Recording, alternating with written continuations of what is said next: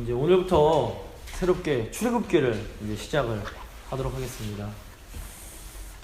그 출애굽기는 그 앞에 있는 그 창세기와 그 내용이 연결이 됩니다. 그래서 사실 그 히브리어 원어를 보시면 영어로 end가 해당하는 이 vav라는 단어가 제일 먼저 나옵니다. 그리고 이렇게 시작을 합니다. 창세기 얘기가 끝나고 그리고라는 말로 시작이 됩니다. 그래서 이게 출애굽기는 창세기와 이렇게 연결된다는 것을 저희가 알 수 있습니다. 창세기의 내용을 한마디로 요약을 딱 하자면 언약 백성의 기원이라고 볼 수 있습니다. 창세기는 언약 백성이, 하나님의 백성인 언약 백성이 어떻게 시작되었는지를 알려줍니다. 하나님은 아브라함을 부르시고 그와 언약을 맺으십니다. 그리고 아브라함에게 내가 너에게 많은 후손을 주고 땅을 주어 나의 나라를 건설하게 하겠다라고 약속을 하십니다. 이 나라는 모든 열방, 모든 민족을 축복해야 할 사명이 있는 하나님의 나라였습니다. 이제 아브라함이 받은 이 언약과 약속은 이삭, 야곱, 그리고 야곱의 12아들로 이어지게 됩니다. 창세기는 야곱과 그의 아들들 합쳐서 이제 70명이 이집트로 들어가는 것에서 이제 끝이 납니다. 이제 오늘부터 시작될 출애굽기는 족장들이 받은 약속 중에서 이제 족장들이 크게 두 가지 약속을 받은 많은 후손을, 하늘의 별과 같고 바다의 모래 같은 많은 후손을 갖게 될 것이다. 내가 너에게 가나안 땅을 주겠다. 이 후손과 땅에 대한 약속을 하나님께서 주셨는데, 출애굽기는 이 약속 두 가지 중에서 이 후손에 대한 약속이 성취되는 내용입니다. 가나안 땅을 주시는 약속은 어디서 성취가 되냐면 여호수아서에 가서 이제 성취가 됩니다. 출애굽기부터 이제 신명기까지의 내용은 이제 아브라함의 후손들인 이 이스라엘, 즉 언약 백성들이 하나님 나라에 합당한 그런 온전한 사람들로 이렇게 만들어져가는, 성화되어가는 내용이라고 볼 수 있습니다. 창세기에서 하나님은 족장들을, 아브라함, 이삭, 야곱 같은 족장들을 선택하시고 그들을 부르시고 그들과 언약을 맺으신 후에 그들을 조금씩 그 삶 가운데서 언약 백성다운 거룩한 사람들로 만들어 가십니다. 저희가 이제 창세기를 쭉 그동안 살펴봤습니다. 출애굽기에서도 동일하게 하나님은 이제 언약 백성, 이스라엘 백성 전체를 이제 부르시고 또 언약을 맺으시고 광야 생활을 통해서 하나님 나라의 백성다운 거룩한 모습으로 빚어가십니다. 그러니까 창세기에서는 한 개인들을 이렇게 거룩한 모습으로 빚어가셨다면 출애굽기, 레위기, 민수기, 신명기에서는 이스라엘 민족 전체를 거룩한 하나님의 백성으로 이제 만들어 가시는 그런 내용들이 나옵니다. 성경을 보실 때 크게 두 가지 방식이 있습니다. 하나는 산을 멀리서 산 전체를 보는 방식입니다. 또 하나는 가까이 가서 나무 하나하나를 보는 방식입니다. 그래서 오늘 이게 다 장단점이 있는데, 산을 보면 이제 그 나무 하나의 그 아름답고 그런 것들을 보지 못하지만 전체를 이해할 수 있는 그런 장점이 있고, 나무 하나하나 보는 것은 전체는 보지 못하지만 디테일한, 세세한, 세밀한 그런 아름다움을 또 볼 수 있는 장점이 있습니다. 성경도 마찬가지입니다. 전체 구조를 이해하고 이제 높은 곳에서 바라보면서 전체 구조를 이해하고 이제 하나하나 나무로 들어가는 것이 이제 좀 필요합니다. 그래서 오늘은 출애굽기 총 40장까지 이제 있는데 이 40장 전체를 크게 한번 조망해 보도록 하겠습니다. 출애굽기는 크게 세 부분으로 나누어집니다.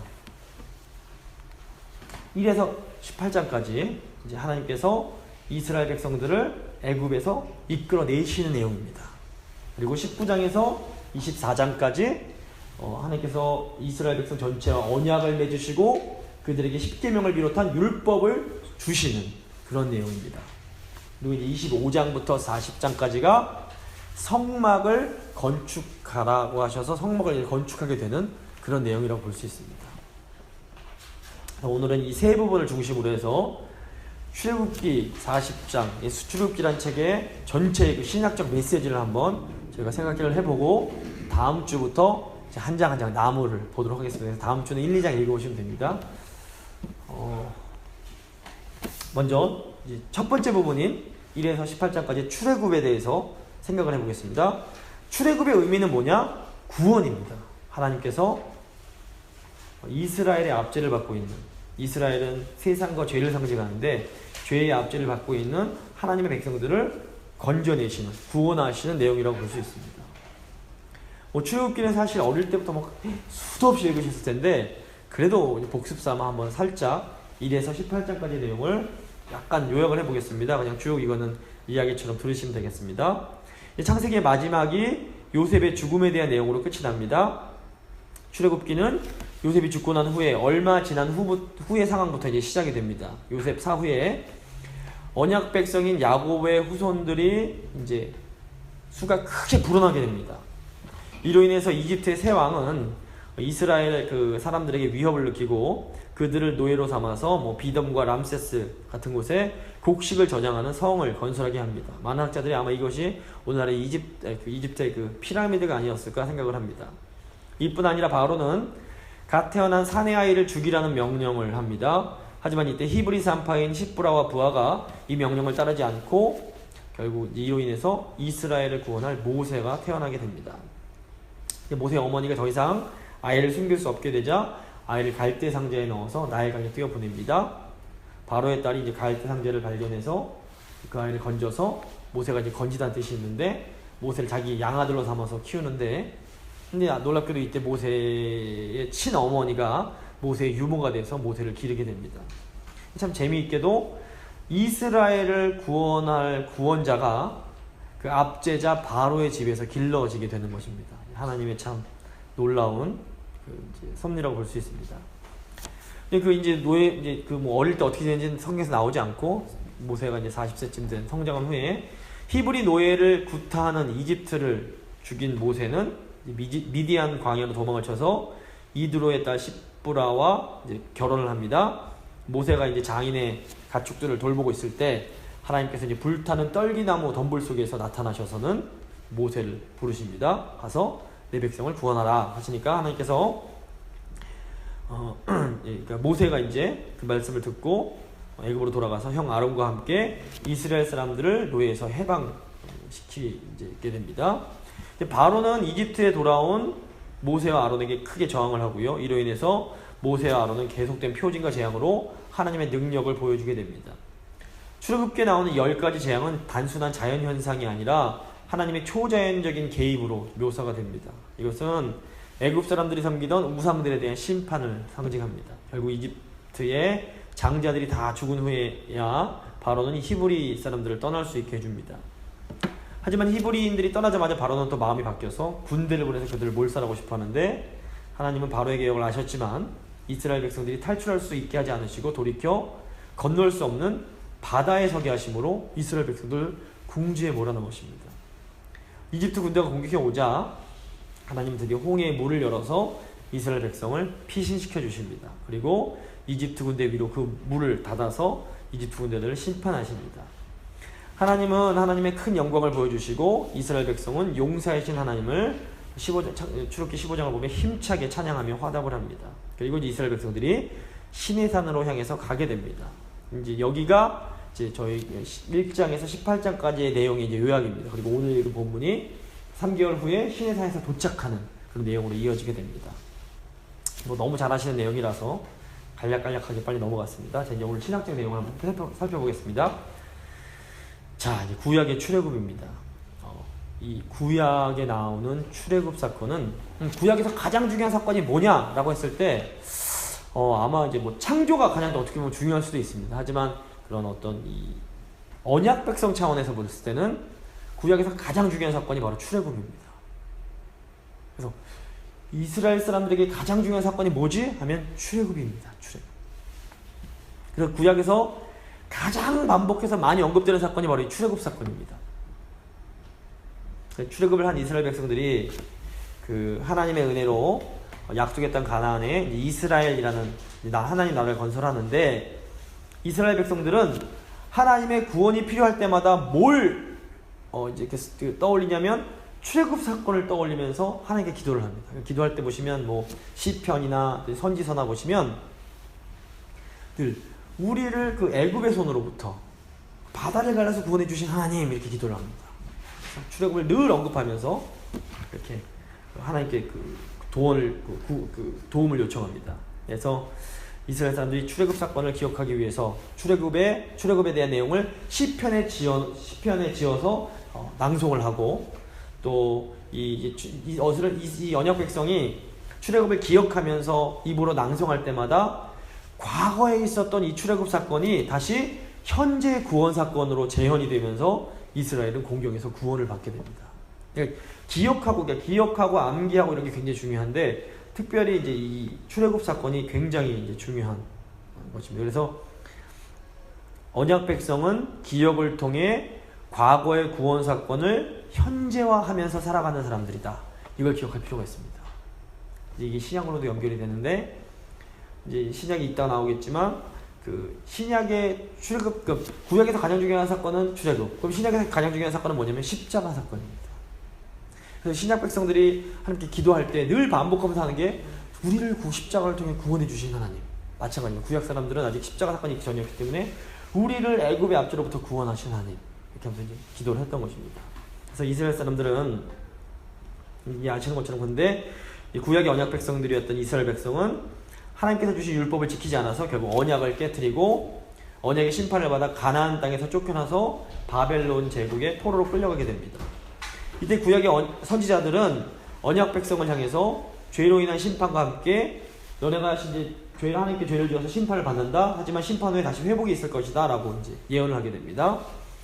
이 이스라엘 사람들은 포로로 끌려갔던 곳에서 다시 회복돼 나오는 것을 어떻게 생각했냐면 두 번째 출애굽이라고 생각을 했습니다. 그래서 이 두 번째 출애굽 역시 첫 번째 출애굽처럼 광야를 통과해야 하는 그런 귀환의 과정이었습니다. 그래서 이사야 선지자는 두 번째 출애굽이 일어날 때 언약 백성들이 광야를 통해 돌아오게 될 것이다 라고 말을 합니다. 그래서 이사야 40장 3절을 보시면, 외치는 자의 소리가 이르되 너희는 광야에서 여호와의 길을 예비하라, 사막에서 우리 하나님의 대로를 평탄하게 하라. 이게 뭐냐면 두 번째 출애굽 사건을 예비하라, 이런 의미입니다. 자, 이제 이게 신약으로 이제 넘어오게 됩니다.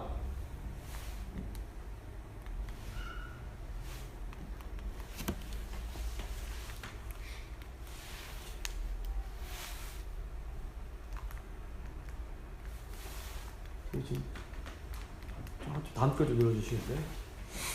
자,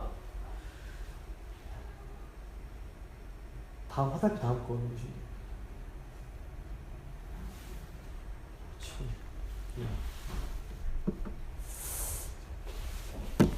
뭘 잘못 건드린 것 같은데 죄송합니다. 잠깐만.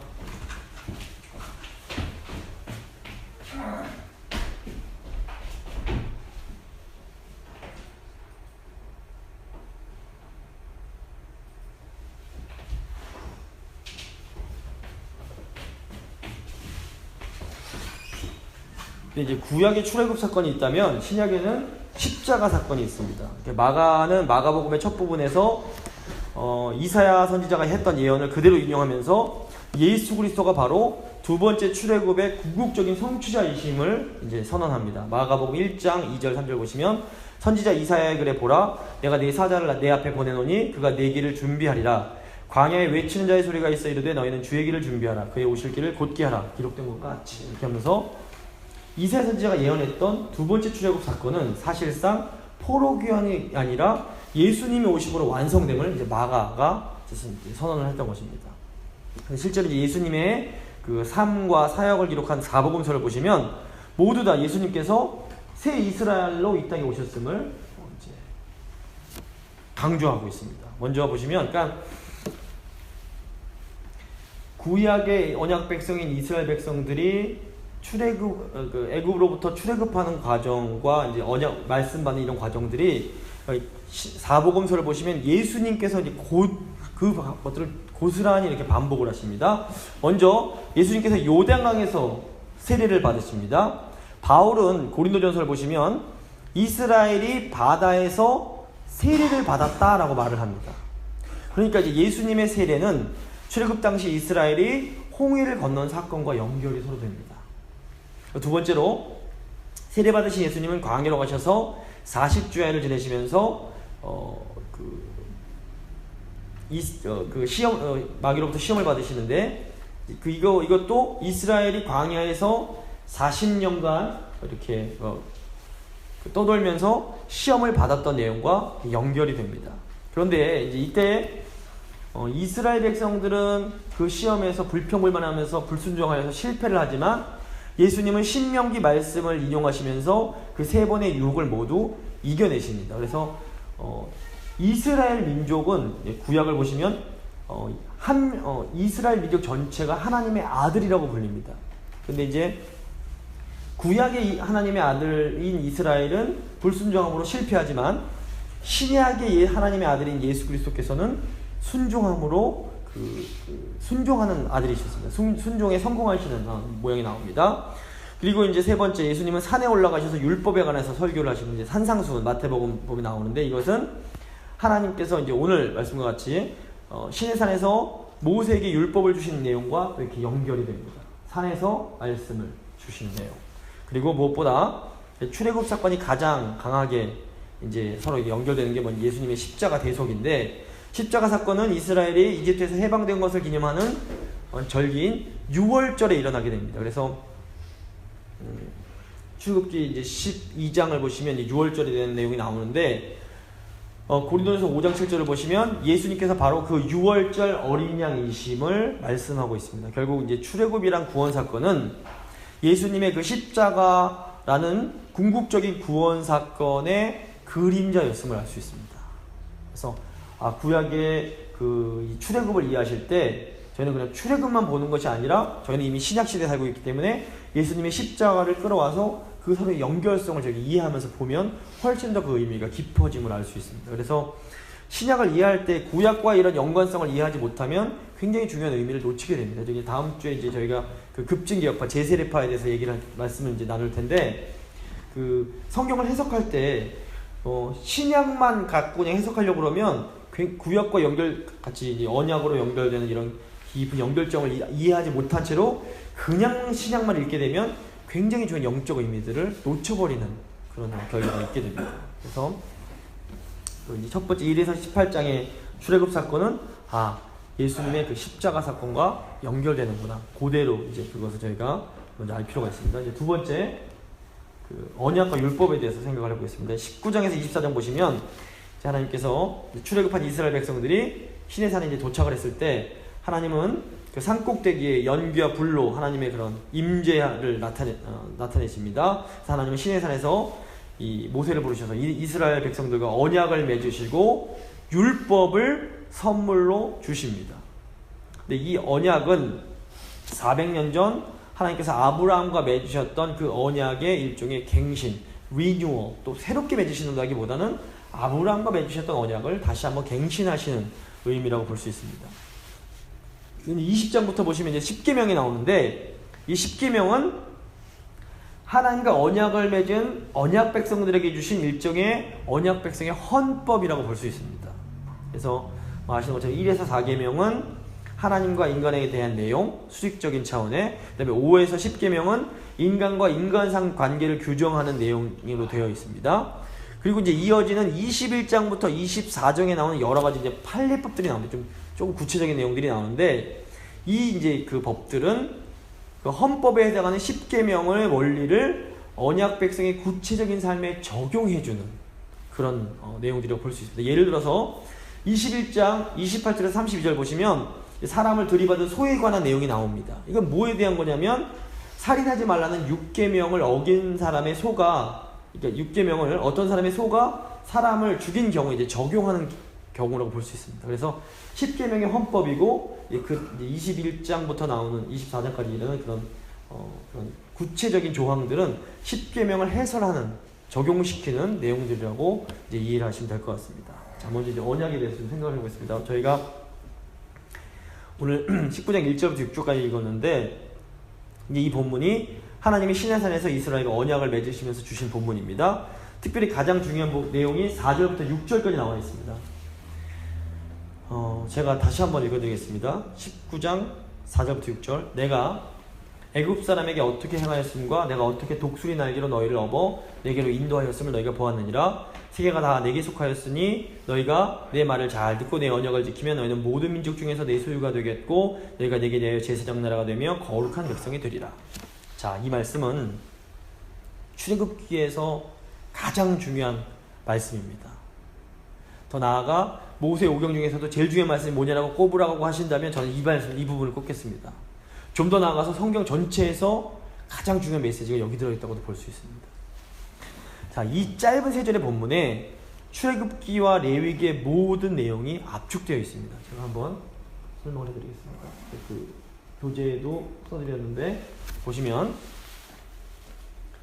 그 4절을 보시면 하나님께서 독수리 날개로 이스라엘을 업어서 구원해 주셨다라는 내용이 나옵니다. 근데 이 내용이 출애굽기 1에서 18장까지 나오는 출애굽에 관한 내용입니다.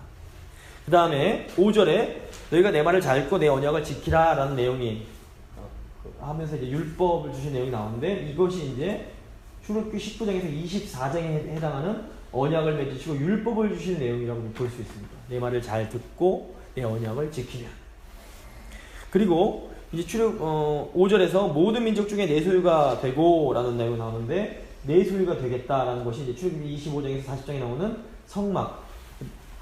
성막은 하나님이 자기 소유된 백성과 함께 거하시기 위해서 지으라고 하신 것이기 때문에 하나님의 임재에 해당되는 것이고, 이게 이제 출애굽기 25장에 대한 내용이라고 볼 수 있고, 6절에 나오는 제사장 나라가 되며 라는 이 내용인데, 이것은 레위기 1에서 10장에 나오는 제사에 관련된 내용이 이제 여기 요약이 된다고 볼 수 있고, 또 이제 거룩한 백성이 되리라, 이건 이제 레위기 11장에서 27장에 나오는 거룩에 대한 내용이 쫙 된다고 볼 수 있습니다. 그러니까 출애굽기 19장에서 4절에서 6절 이 짧은 세 절에 출애굽기 전체 내용 그리고 레위기 전체 내용이 압축되어 있는 것입니다. 뭐 사실 이제 성경에 보면 이런 내용이 많이 있는데, 여호수아서 1장을 보셔도 여호수아서 1장 그 한 세 지절에 여호수아서 전체 내용이 압축되어 있습니다. 이런 걸 이제 그 성경 저자들이 그런 것을 썼는데, 그래서 이 보시면 무엇보다도 거룩한 백성이 되고 제사장 나라가 되리라는 이 시내산 언약의 내용은 신구약 성경 전체의 핵심 내용이라고 볼 수 있습니다. 그래서 하나님께서 언약 백성을 왜 부르셨는가? 그들을 거룩한 백성이 되고 제사장 나라가 되게 하기 위해서 하나님이 언약 백성을 부르셨다라고 볼 수 있습니다. 그래서 예수님의 수제자였던 베드로가 이 핵심을 정확하게 이해하고 있었습니다. 자, 여기 지금 적지 않았는데, 베드로전서 2장 9절에 보시면 그러나 너희는 택하신 족속이요 왕같은 제사장들이요 거룩한 나라요 그의 소유가 된 백성이니 이는 너희를 어두운 데서 불러내어 그의 기이한 빛에 들어가게 하시니에 아름다운 덕을 선포하게 하려 하심이라. 그래서 그 베드로 사도가 이 구약 성경의 핵심적인 내용을 그대로 알고 예수님께서 배운 그 내용을 베드로 전서에서 이제 기록을 하고 있습니다. 하나님께서 신약 백성, 저희도 이제 새 언약 백성들인데 우리를 왜 부르셨는가 했을 때는 거룩한 백성이 되게 하고 제사장 나라가 되게 하기 위해서 부르셨다라는 것을 저희가 알 수 있습니다. 자, 먼저 거룩한 백성에 대해서 좀 생각을 해보겠습니다. 제가 이제 여러 차례 좀 말씀드린 것 같은데, 이 거룩은 하나님의 속성을 요약하는 단어입니다. 하나님 어떤 분이냐 했을 때 가장 그냥 단순하면서도 정확한 답은 거룩하신 분이다라는 답입니다. 그래서 이제 월터 카이저라는 아주 훌륭한 신학자는 하나님의 속성을 하나로 묶은 것이 거룩이다라고 말을 합니다. 그러니까 하나님의 정의와 사랑도 사실은 이 거룩이라는 속성에서 나오는 거라고 볼 수 있습니다. 그래서 저희가 찬양할 때 거룩이라고 이제 하나님을 찬양합니다. 레위기 11장 45절을 보시면 나는 너희의 하나님이 되려고 너희를 애굽 땅에서 인도해낸 여호와라. 내가 거룩하니 너희도 거룩할지어다. 하나님께서 우리를 왜 부르셨습니까? 거룩한 백성 되게 하시기 위해서 우리를 부르셨습니다. 거룩한 백성이란 거룩하신 하나님을 닮은 백성이라고 볼 수 있습니다. 이스라엘의 제사를 보시면 이제 레위기 내용은 제사에 대한 내용이 많이 나오는데, 하나님이 얼마나 거룩을 간절히 원하시는지를 알 수 있습니다. 이제 가나안 지역, 이스라엘 백성들이 이제 들어갈 그 가나안에 사는 이방인들도 제사를 드렸습니다. 농사 때 뭐 제사 드리고 했습니다. 근데 이방인들이 신들에게 제사하는 목적은 신들을 달래서 풍성한 수확을 얻기 위해서 이 제사를 드렸습니다. 그래서 고대 근동 지역에 뭐 동양 서양 할 것 없이 대부분 이제 그 제의들은 전부 기복에 대한 겁니다. 복 받아서 농사 잘 되고 건강하고 이런 게 제사 드리는 목적이었습니다. 저희도 뭐 옛날에 뭐 영화 같은 거 보면 고사 지내고 이런 것도 다 그런 기복에 대한 것이었습니다. 그런데 성경의 하나님, 언약 백성인 이스라엘 백성들이 드리는 제사는 전혀 달랐습니다. 언약 백성 이스라엘이 그 제사를 드리는 목적은 뭐였냐면 속죄였습니다. 죄를 사함받기 위하여. 이게 완전히 다릅니다. 이스라엘 백성들이 제사를 드린 목적은 죄 용서받아 거룩해지기 위해서였습니다. 그러니까 저희가 지금도 기독교와 다른 종교의 차이가 뭐냐면 저희가 와서 예배 드리는 목적은 복 받으려고 하는 게 아닙니다. 물론 복 주시지만 저희가 드리는 목적은 복 받기 위해서가 아니라 죄사함 받고 하나님과의 관계가 회복되고 하나님께서 주시는 그런 은혜와 평강과 그런 것들을 누리기 위한 것이지 세상이 바라는 그런 복을 받기 위함이 아님을 저희가 알 필요가 있습니다. 그래서 그 제사의 책이라고 볼 수 있는 레위기에 나오는 제의는 전부 뭐와 관련이 있냐면 복이 아니라 거룩과 관련이 있습니다. 나중에 이제 레위기 할 때 좀 자세히 말씀드리겠습니다. 그래서 하나님은 언약 백성이 거룩해지기를 원하십니다. 이 거룩에 반대되는 개념이 뭐냐면 죄와 부정입니다. 부정은 이제 더럽다는 건데 uncleanness, 깨끗하지 못함입니다. 그 거룩함은 뭐냐? 한마디로 죄가 없는 상태를 말합니다. 왜 하나님께서 언약 백성이 죄가 없이 거룩하기를 원하실까요? 우리가 거룩할 때만이 하나님께서 주시는 참된 생명과 참된 안식과 참된 평안을 누릴 수 있기 때문에 그렇습니다. 그러니까 죄 짓기 전에 거룩했던 아담과 하와는 하나님 안에서 생명과 진리 그리고 그 하나님과 그 좋은 관계로서는 샬롬의 그 평화를 마음껏 향유했습니다. 너무 행복한 겁니다. 물론 저희도 이제 성령 안에서 하나님의 죄사함 받고 이제 이걸 맛을 봅니다. 하지만 이제 그 놀라운 그 완전함을 경험하지 못하는데 하나님께서 언약 백성이 지금도 거룩해지길 원하시는 이유가 바로 이 때문입니다. 하나님은 언약 백성이 거룩해져서 아담과 하와가 누리던 그 참된 안식을 회복하기를 원하십니다. 우리가 하나님 말씀에 순종함으로 거룩해질 때 비로소 우리는 하나님 안에서 참된 안식을 누리게 됩니다. 우리가 말씀에 순종해서 죄 짓지 않을 때 우리는 하나님께서 주시는 생명과 진리를 경험할 수 있습니다. 그래서 하나님께서 계속 거룩해라 하시는 이유가 뭐 다른 이유가 아니라 우리가 거룩해질 때 하나님께서 우리에게 주시고자 하시는 그런 만족과 기쁨과 행복을 누릴 수 있기 때문에 그렇습니다. 두 번째, 거룩한 백성은 이제 그 뭐냐, 이제 존재에 대한 겁니다. 존재가 거룩해지는 겁니다. 죄가 없이 하나님 말씀에 순종하는, 그래서 하나님과 좋은 관계 속에서 기쁨을 누리고 만족을 누리는 그런 상태가 되는 겁니다. 그럼 이제 이 거룩한 존재가 뭘 하느냐? 거룩해졌으면 뭐 어떤 행동을 하느냐? 이제 그게 이제 제사장 나라. 그러니까 거룩한 백성이 being의 존재에 대한 것이라면 제사장 나라는 doing, 그 행위에 대한 것입니다. 어떤 삶을 살아가야 되느냐? 사명이 무엇이냐 했을 때 이 제사장 나라를 살아가야 되는데, 제사장 나라는 죄악된 세상 나라들과 하나님의 사이를 중보하는 나라입니다. 그러니까 제사장이 죄인들과 하나님을 중보하는 존재인데, 예수님만이 우리의 유일한 중보자가 되시는데, 언약 백성은 어떤 존재들이냐면 하나님 말씀에 순종함으로 거룩해져서 죄악된 세상과 하나님의 사이를 중보하는 나라, 이게 이제 제사장 나라입니다. 그래서 언약 백성이 거룩해질 때 비로소 제사장 나라의 사명을 감당할 수가 있습니다. 언약 백성이 말씀에 순종하는 거룩한 삶을 살아갈 때 하나님을 떠난 사람들이 이 언약 백성의 아름다운 삶을 보고 그 거룩한 삶을 보고 감동받아서 하나님께 돌아오게 됩니다. 이게 바로 복의 통로가 되는 언약 백성의 삶의 핵심입니다. 원래 언약은 창세기의 아브라함에서 시작이 됐습니다. 하나님은 아브라함과 언약 맺으시고 아브라함 후손들이 가나안 땅에 하나님 나라 세우게 하겠다라고 말씀을 하십니다. 하나님이 아브라함의 후손을 통해서 나라를 세우시려는 목적은 이제 이 이스라엘이라는 나라를 통해서 모든 민족, 모든 사람들이 하나님께로 돌아와 다시 복을 받게 하시기 위해서였습니다. 그래서 하나님이 이스라엘 백성을 애굽에서 해방시키시고 시내산에서 언약을 맺으신 것은 아브라함에게 약속하신 모든 민족, 모든 열방을 축복할 하나님의 나라를 건설하시기 위해서였습니다. 그래서 하나님과 언약을 맺은 이스라엘 백성들은 거룩한 백성이 돼서 하나님께서 주시는 안식을 누리는 삶을 살 수 있었습니다. 그래서 이 거룩한 삶은 하나님 말씀에 순종하는 삶이었습니다. 그래서 하나님께서 세우시려는 이 나라는 어떤 나라였느냐? 이 세상 나라는 어떤 나라냐면 강자가 약자를 내리 누릅니다. 그러니까 사자가 양을 잡아먹는 나라가 세상 나라입니다. 근데 하나님께서 아브라함 후손을 통해서 세우시려는 나라는 어떤 나라냐? 사자와 양이 함께 어울릴 수 있는. 그래서 강자가 약자를 섬겨주고, 그 강한 힘을 가지고 약자를 배려하고 섬겨주고, 또 약자는 강자를 존경하고 함께 어울려 사는, 보호받고 존중받는 그런 나라였습니다. 근데 이스라엘 나라가 그런 아름다운 모습을 갖춰줘야 했는데, 그래서 그 구약의 율법을 보시면 놀랍게도 약자에 대한 보호를 많이 강조합니다. 과부와 고아를 돌보고, 힘없는 제사장들을 돌보고, 사회적 약자들을 돌보라고 많이 가르침을 줍니다.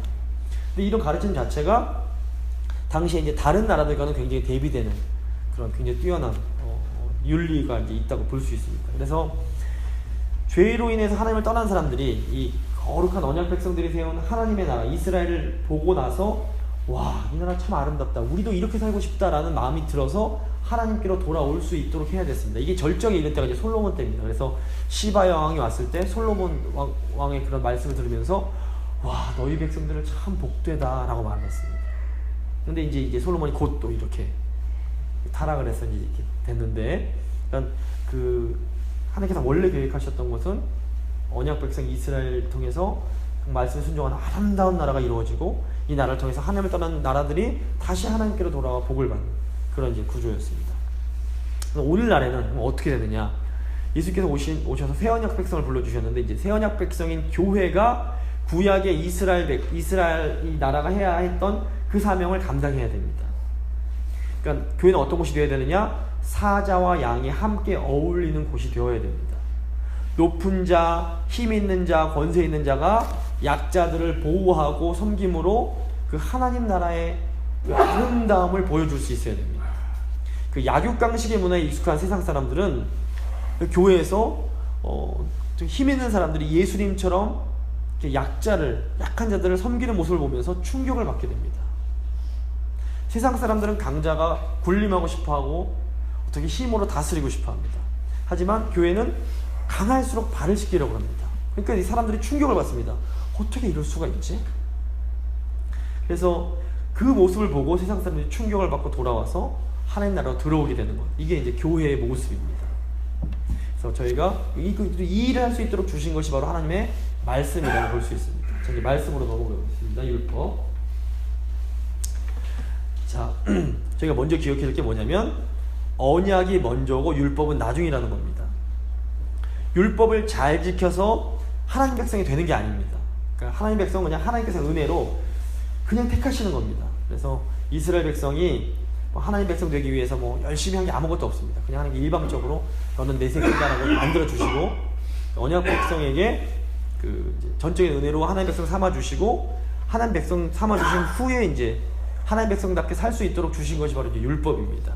그래서 율법은 어떤 의미에서 언약 백성이 거룩한 백성, 제사장 나라의 삶을 살 수 있도록 하나님께서 주신 선물이라고 볼 수 있습니다. 자, 율법은 사도 바울도 로마서에서 그 얘기를 하는데, 말씀을 맡을 수 있다는 것 자체, 하나님의 말씀을 우리가 받을 수 있다는 것 자체가 어마어마한 특권입니다.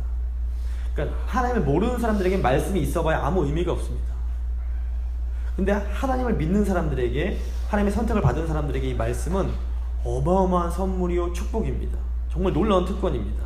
그래서 이 율법은 하나님이 하나님과의 맺은 그 언약 관계를 잘 유지하면서 하나님께서 주시는 그 놀라운 복과 형통을 누리면서 살 수 있도록 주신 하나님의 선물입니다. 율법에 순종하기만 하면, 하나님의 말씀에 순종하기만 하면 언약 백성은 하나님께서 주신 땅에서 안식과 평안을 누리면서 풍성한 복을 받으면서 살 수가 있습니다. 하지만 언약 백성이 하나님의 말씀에 불순종하면 하나님 주신 땅에서 쫓겨나 심판을 받게 됩니다. 오늘날도 마찬가지입니다. 우리가 성령 안에서 하나님 말씀에 순종하면 우리는 하나님 안에서 주께서 주시는 의와 희락과 평강을 누리면서 하나님이 주시는 그 신령한 복을 받아 누리게 됩니다. 근데 불순종하면 하나님께서 주시는 그 평안과 기쁨을 누릴 수 없게 됩니다. 그러니까 저희가 교회에 다니고 예배에 참석하고 봉사하고 이래도 우리 삶 가운데 하나님 말씀에 대한 순종이 없다면, 불순종한다면 우리는 하나님의 주시는 그 복을 받아 누릴 수가 없습니다. 이게 굉장히 중요합니다. 그래서 이 하나님 말씀에 순종하는 사람은 뭐 삶 속에 여러 가지 저희가 살다 보면 현실 속에 괴로운 일들이 많이 있을 수밖에 없는데 그 괴로운 상황 속에서도 순종하는 사람은 하나님께서 주시는 평강을 누리면서 삽니다. 그런데 불순종하는 사람은 뭐 특별하게 어려운 일이 없을지라도 마음이 괴롭고 답답할 수밖에 없습니다. 그래서 상황은 늘 바뀝니다. 뭐 아침에 좋다가 저녁에도 나빠질 수 있는 게 우리의 상황입니다. 중요한 것은 뭐냐면 우리의 마음입니다. 그래서 사도 바울도 하나님께서 우리의 마음을 지켜주시기를 이제 기도하는데, 그러니까 저희 마음이 지금 뭐가 좀 괴롭다면 과연 이제 뭘 점검해야 되느냐? 상황을 핑계댈 것이 아니라 과연 내가 하나님 말씀에 온전히 순종하고 있는가를 점검할 필요가 있습니다. 내가 정말 하나님 말씀에 순종하는 삶을 살고 있는가? 그리고 이제 그렇게 이제 하나님 점잠히 기도하다 보면 뭔가 이제 하나님께 떠올려 주시고, 그때 회개하면 다시 하나님께서 용서하시고 놀라운 그 평강과 기쁨을 다시 부어주십니다. 그게 이제 신약성경이 약속하고 있는 신자의 그 특권입니다. 그래서 하나님의 선물인 이 말씀을 잘 저희가 좀 사용할 필요가 있습니다. 두 번째, 이제 하나님의 율법은 뭐냐? 첫 번째 하나님의 선물이 언약 백성이 주신 하나님의 선물이고, 두 번째 하나님의 마음이라고 볼 수 있습니다. 이 율법, 하나님 말씀에는 하나님의 마음이 담겨 있습니다. 영어로 이런 말이 있습니다. God's will is in God's word. 그러니까 하나님의 그 뜻이 하나님 말씀 안에 들어있다라는 뜻입니다. 따라서 우리는 율법을 통해서 하나님의 마음을 알 수 있습니다. 율법은 하나님의 뜻을 가르쳐주는 손가락과 같습니다. 그래서 율법을 대할 때 우리는 율법에 담긴 하나님의 뜻을 헤아릴 수 있어야 됩니다. 그래서 이런 의미에서 율법의 중심이 뭐냐? 사랑이라고 볼 수 있습니다. 그래서 예수님께서는 구약의 모든 율법을 하나님 사랑과 이웃 사랑으로 요약을 해주셨습니다. 그래서 산상수훈 저희가 이제 강의하고 있는데, 산상수훈에서 예수님은 율법에 담긴 하나님의 의도가 무엇인지를 자세하게 알려주십니다. 우리 믿음의 삶에는 그러므로 이제 하나님의 이 사랑에 담긴 그 하나님의 그 속성인 사랑이 드러나야 됩니다.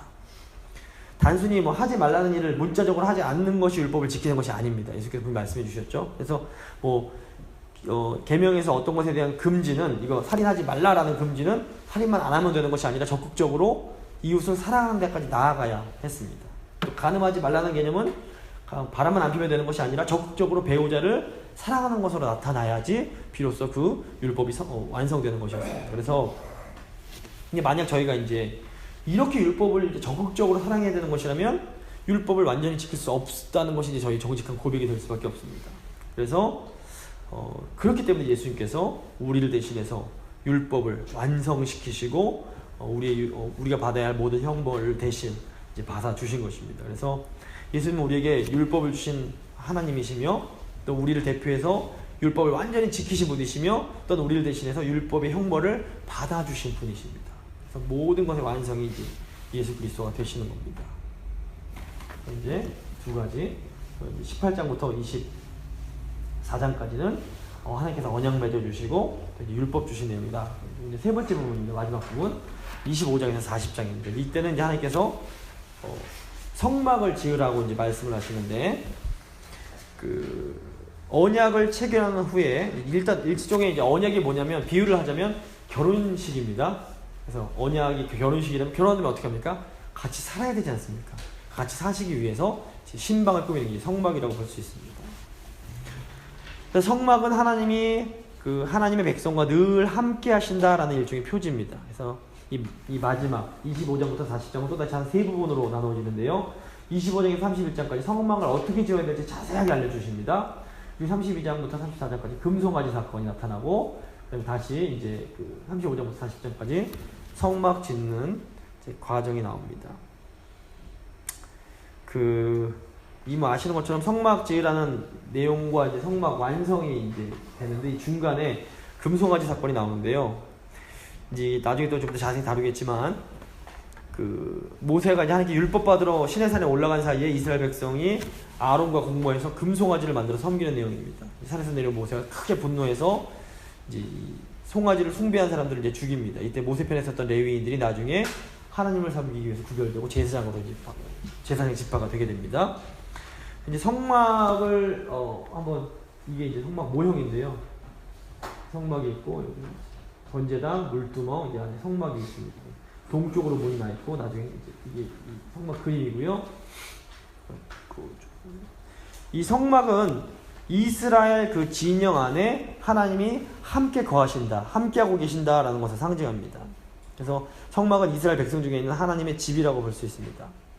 그래서 왜 이게 천막이었는가, 이게 생각해 보실 필요가 있는데, 당시 이스라엘 백성들이 모두 천막에 살았기 때문에 하나님의 집인 성막도 천막의 형태였음을 저희가 알 수 있습니다. 이스라엘 백성이 그 약속의 땅에 들어간 후에 솔로몬이 성전을 건축하기 전까지 성막은 계속해서 이제 하나님의 백성들이 하나님을 예배하는 예배처로 사용이 됩니다. 이 성막은 일종에 보면 하나의 또 놀라운 세계가 담겨 있는데, 하나님의 세계가 여기 담겨 있습니다. 나중에 좀 더 자세히 살펴보도록 하겠습니다. 하나님은 성막 건축에 필요한 설계도, 그리고 건축 자재, 그리고 성막을 짓는 기술자들까지도 다 제공을 해서 지을 수 있게 하십니다. 성막의 구조를 좀 살펴보면 이렇게 되어 있습니다. 동쪽에 큰 문이 있고요, 번제단이 있고, 여기다 이제 그 번제물들을 태우는 것이고요. 뭐 번제물 여기 사실은 보면 이제 뭐 소고 뭐 이런 들어와서 다 번제를 잡으면 피가 묻지 않습니까? 이제 피를 닦아내는 물두멍이 있고요. 이제 이 성소입니다. 성소는 다시 지성소와 그냥 일반 성소로 나눠지는데, 천막을 벗고 성소로 들어가면 여기 떡상이 있고 금초대 분향단이 있습니다. 그래서 여기 이제 언약궤가 들어있는, 게 이제 1년에 한 번씩만 이제 들어갈 수 있는 그런, 그것도 대제사장만 들어갈 수 있는 언약궤가 있습니다. 그 성막의 구조라고 볼 수 있습니다. 그 성막은 아시는 것처럼 이 성소와 뜰로서 이제 크게 구분이 됩니다. 그 성소는 다시 이제 더 거룩한, 지극히 거룩한 곳이라고 해서 지성소라고 불렀습니다. 지성소와 성소 부분으로 이제 구분이 됩니다. 자, 이 모든 것은 이제 거룩하신 하나님께서 이 성막 안에 거하신다, 현존하신다라는 것을 이제 의미합니다. 그래서 성막 건축이 마무리되자 하나님은 자신의 영광을 나타내는 구름을 성막 위에 이렇게 덮어 주십니다. 그래서 그럼으로써 성경에서 늘 구름, 연기가 이제 히브리어는 같은 단어인데, 이 구름이나 연기가 나오는 것은 하나님의 존재를 상징합니다. 그래서 예수님께서 부활하실 때에도 구름을 타고 올라가시는데, 이제 뭐 손오공처럼 올라가신 게 아니라 그 구름이 어떤 걸 의미하냐면 하나님이 함께 하심을 이제 상징한다고 볼 수 있습니다. 그래서 성막은 하나님의 거룩하심을 상징하는 눈에 보이는 구조물이었습니다. 하나님이 안 보이시기 때문에 그 이스라엘 백성들이 성막을 통해서 저곳에 하나님이 계시구나라고 볼 수 있는 것이었습니다. 그래서 성막을 보시면 성막 건축에 사용되는 금속이 안으로 가면 갈수록 더 비싸고 가치가 높습니다. 성막 가장 바깥쪽에는 구리가 사용되고, 다음에는 은과 금이 차례로 사용되다가 이 지성소 안에서는 오직 순금만이 사용이 됩니다.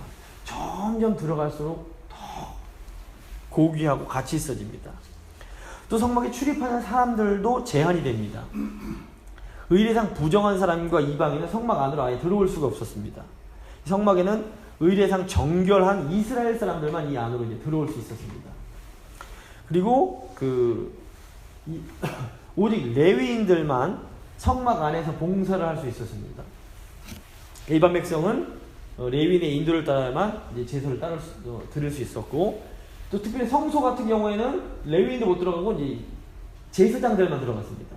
그리고 지성소 같은 경우에는 오직 대제사장만, 그것도 1년에 한 번 대속죄일에 한 번만 들어갈 수 있었습니다. 그러니까 점점점 만드는 그 재료도 그렇고 사람도 제한을 받습니다. 이게 지극히 거룩한 이 지성소에는 순금으로 만들어지고 들어가는 것도 1년에 한 번 오직 대제사장만, 아론의 후손인 대제사장들만 여기 이제 들어갈 수 있었습니다. 그래서 이제 그럼 이 성막이 의미하는 게 뭐냐, 영적인 의미하는 몇 가지만 세 가지로 살펴볼 텐데, 먼저 첫 번째는 아까 말씀드린 것처럼 하나님의 임재를 상징합니다. 성막은 그 언약의 본질과 형태를 성취하는, 그러니까 하나님께서 우리와 이스라엘 백성과 언약 맺어주셨는데, 그거를 뭐 관계는 눈에 보이지 않는데 그 관계가 눈에 보이도록 만들어주신 게 이제 성막이었습니다. 그래서 이스라엘 백성들은 이 성막을 통해서 자신들과 언약을 맺으신 하나님이 함께 하신다라는 것을 피부로 느끼고 눈으로 보고 만질 수 있었습니다. 이게 굉장히 중요합니다. 그래서 이 성막은 자기 백성들 가운데 거하시는 하나님의 임재를 상징합니다. 이 신약용어로 오면 뭐라고 그러냐면 임마누엘이라고 합니다. 그래서 제사장과 성결의식을 통해서 하나님의 임재가 굉장히 인격적이며 관계적이라는 것을 저희가 이제 알 수 있습니다. 그래서 제가 언약이 너무너무 중요하다고 수도 없이 반복해서 말씀드리는데, 이 언약의 핵심은 하나님과 하나님 백성과의 그런 관계의 성립입니다. 그래서 언약을 맺고 율법을 받고 성막을 짓는 과정은 전체적으로 이 언약의 말씀이 그 구존에서 기록에서 실제 눈에 보이는 어떤 사물로 성취되어 가는 과정이라고 볼 수 있습니다.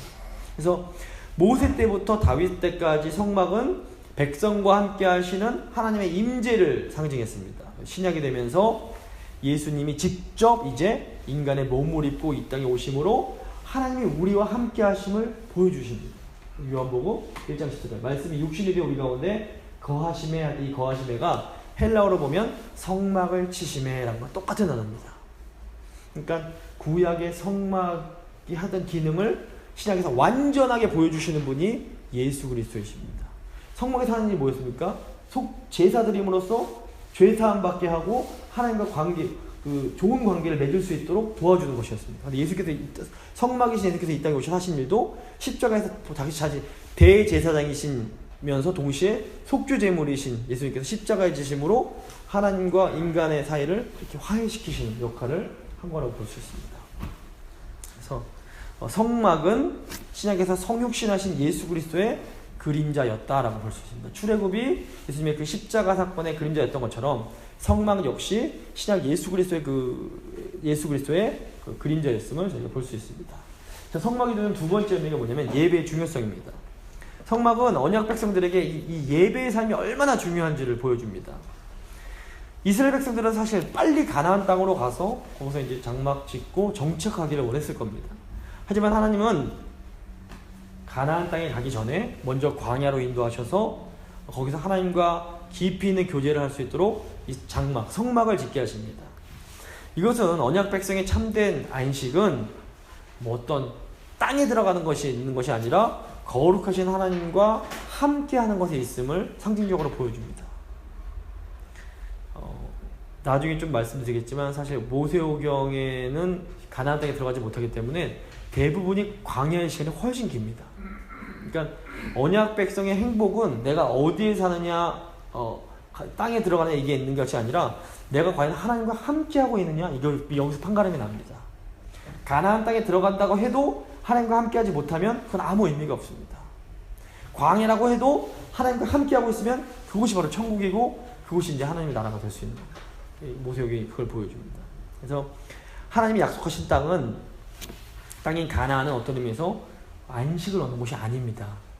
저희가 가나안 땅에 들어가면 안식을 얻고 착각입니다.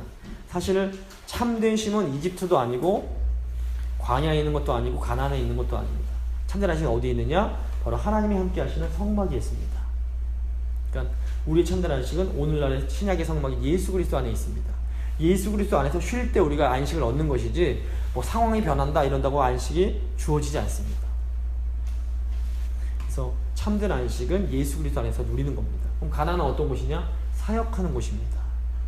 하나님의 백성으로 제사장 나라의 삶을 살아가는, 열심히 전도하고 섬기고 사역하는 땅이라고 보시면 됩니다. 그래서 충분히 성막에 통해서 예수 그리스도 통해서 충분히 우리가 안식하고 거룩한 백성이 될 때 비로소 가나안 땅에 들어가서 제사장 나라의 삶을 살아갈 수 있습니다. 마지막으로 이제 관계 중요성입니다. 결국 성막의 핵심을 한마디로 하면 관계입니다. 성막은 하나님과 언약 백성이 만나는 곳입니다. 하나님께서 창세기 1장 보시면 이 하나님께서 인간을 관계적인 존재로 지으셨기 때문에 사람이 언제 변하냐면 뭐 책임진다고 해서 변하기보단 사람은 만남을 통해서 변합니다. 어떤 사람을 만나느냐가 이제 우리의 인격과 삶을 결정합니다. 그래서 근데 하나님은 우리의 어떤 외적인 눈에 보이는 변화보다 사실 우리의 관계적인 변화를 원하십니다. 그래서 우리와 하나님과의 관계가 얼마나 깊이 있어졌는가가 사실은 내가 교회 생활을 얼마나 충실하게 하는 것보다, 얼마나 내가 종교 생활을 열심히 하는 것보다 더 중요합니다. 그래서 내가 하나님과의 그 관계가 정말 깊이 있어지면 우리의 삶이 이제 정말로 변화됩니다. 저희 결론을 마무리 짓도록 하겠습니다. 세 부분 오늘 나눠서 했습니다. 먼저 1장에서 18장 출애굽 사건. 출애굽은 구약의 가장 중요한 구원 사건이라고 말씀드렸습니다. 언약 백성의 기억을 통해서 과거의 구원이 현재의 것으로 생생하게 되살아납니다. 출애굽은 예수 그리스도의 십자가 사건의 그림자였습니다. 하나님이 큰 권능으로 이스라엘 백성들을 구원하셨던 것처럼 신약의 예수 그리스도는 십자가에서 죽으심으로 새 언약 백성인 우리를 구원해 주셨습니다. 그래서 우리는 이 구원의 은혜에 감사할 수 있어야 합니다. 그 다음에 언약 19장에서 24장은 언약과 율법인데, 언약의 핵심은 거룩한 백성, 제사장 나라가 되는 것이었습니다. 거룩한 백성은 누구냐? 하나님을 닮아서 하나님 안에서 참된 안식을 누리는 사람들이 거룩한 백성이었습니다. 그래서 제사장 나라는 하나님 말씀에 순종함으로 이 세상과 하나님을 중보하는 복의 통로의 사명을 감당하는 그런 나라가 제사장 나라였습니다. 그래서 그 율법은 언약 백성에게 주신 하나님의 선물이자 하나님의 마음을 이해하는 통로라고 말씀을 드렸습니다. 그래서 저희가 새 언약 백성으로 또 말씀을 하나님께서 받았는데, 이 말씀 주심에 감사하며 이 말씀에 온전히 순종하여 하나님께서 주신 그 사명을 잘 감당해 나아가야 합니다. 세 번째, 이제 25장부터 마지막 40장까지는 성막을 관한 내용이었는데, 성막은 하나님의 함께하신 하나님의 임재를 상징합니다. 구약에서 성막을 통해 언약과 함께하셨던 하나님은 신약에서 예수 그리스도가 몸을 입고 이 땅에 오게 하심으로 우리와 지금도 함께 해주고 계십니다. 그래서 성막은 예배와 교제의 중요성을 상징합니다. 언약 백성이 예배를 통해서 거룩하신 하나님과 교제할 때 우리에게 비로소 참된 안식이 주어집니다. 하나님은 우리의 어떤 외적인 변화보다 하나님과의 그 관계적 변화를 더 간절히 원하십니다. 그래서 저희가 예배를 통해서 우리의 그런 존재, 우리의 인격이 될 수 있어야 합니다. 하나님 앞에 예배할 때 늘 하나님 어떤 형식적인 것이 아니라 정말 하나님 영과 진리로 예배할 때 하나님 저의 존재를, 저의 인격을 예수님을 닮도록 그 겸손하신 인격, 정말 다른 이들을 위해서 자신을 내어드리는 그 희생의 인격을 저희가 닮아가기를 원합니다 라고 간절히 기도해야 합니다. 오늘 좀 길게 했는데 한번 같이 기도하도록 하겠습니다. 하나님, 하나님께서 출애굽을 통해서 이스라엘 백성들을 구원하여 주신 것처럼 십자가 통하여 저희를 구원하여 주심에 감사를 드립니다. 아버지, 저희 그 구원의 은혜 기억함으로 늘 그 구원의 그 은혜와 감격과 또 그 구원의 능력 가운데 살아갈 수 있도록 주여 도와주시옵소서. 좀 저희를 언약 백성으로 불러주시면 감사합니다. 저희 불러주신 것 거룩한 백성, 제사장 나라 되게 하시기 위함임을 저희가 기억합니다. 하나님, 저희가 하나님 말씀에 순종함으로 거룩한 백성 되게 하시고 또 이 세상을 중보하고 축복하는 제사장 나라의 사명 잘 감당하는 저희 교회 될 수 있도록 주님 도와주시옵소서. 또 성막 통하여 하나님이 저희와 늘 함께 하시기 원하심을 다시 한번 기억합니다.